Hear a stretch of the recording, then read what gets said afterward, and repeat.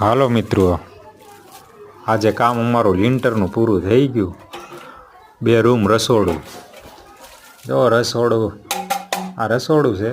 રસોડાની જગ્યા બરોબર હતી નહીં, એટલે થોડુંક ક્રોસમાં રસોડું બેઠું છે. જગ્યા પ્રમાણે રસોડું બેહાડ્યું. આ રૂમ છે 12x13નું. અને બીજું પણ રૂમ આ જ રીતે છે. આ રૂમ પણ 12x13નો છે. આ બારી મેકી છે, બજાર આવે છે ઓલી સાઈડ, એટલે આ બારે ઓસરીમાં પણ દિવાલ આવે એમાં બારી છે. આ એટલી ઈટું પડી.